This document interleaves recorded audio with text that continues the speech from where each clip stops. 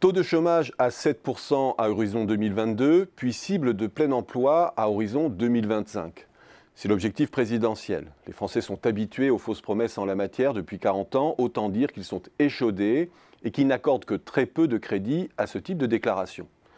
L'objectif est pourtant beaucoup moins héroïque qu'il n'y paraît, car deux éléments ont changé en profondeur sur le marché du travail depuis quelques années. Le premier élément de rupture, c'est l'accroissement de la population en âge de travailler.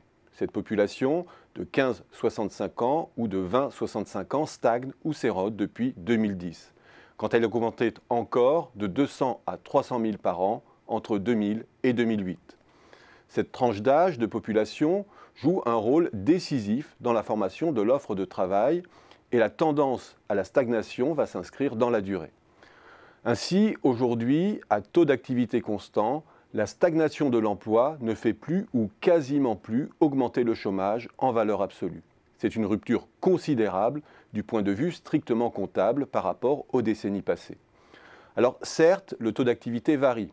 L'offre de main-d'œuvre peut ainsi augmenter à population en âge de travailler constante, soit notamment parce que la durée d'activité des seniors s'accroît, soit aussi parce qu'il existe ce que l'on appelle un effet de flexion des taux d'activité. Le fait que les candidats à l'embauche augmentent lorsque le marché du travail retrouve un certain dynamisme. François Hollande en a fait les frais en 2012 et 2013 avec l'impact de l'allongement de la durée d'activité liée à la réforme des retraites de 2010, qui a porté à 62 ans l'âge de départ. Et le nombre des actifs augmente aujourd'hui avec le réveil des embauches depuis 2015, l'effet étant transitoire. Néanmoins, en régime de croisière, il est clair que la hausse de la population active est bien moindre aujourd'hui qu'hier.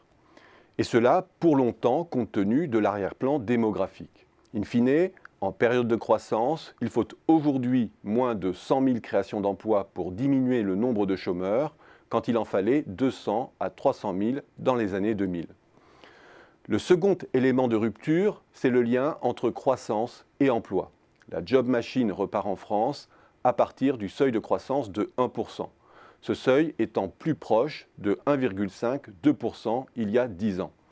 Cela, on peut le visualiser de façon frustre à travers le rythme de productivité tendanciel au plan macroéconomique, qui indique aussi le seuil de croissance à partir duquel doit augmenter le volume de travail pour accompagner le surcroît de croissance.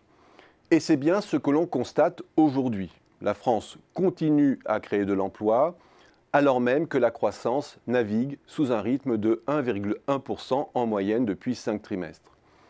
Cette évolution, on la constate partout dans le monde développé. Le contenu en emploi de la croissance s'est accru, réforme ou non réforme. Avec le numérique, avec le vieillissement et la problématique de la dépendance, on assiste à une explosion des petits emplois de services et de logistique à faible productivité. Bref, les choses ont changé. Et annoncer 7% de chômage à horizon 2022, puis de l'ordre de 5% à horizon 2025, c'est simplement parier sur l'absence d'accidents conjoncturels majeurs à moyen terme.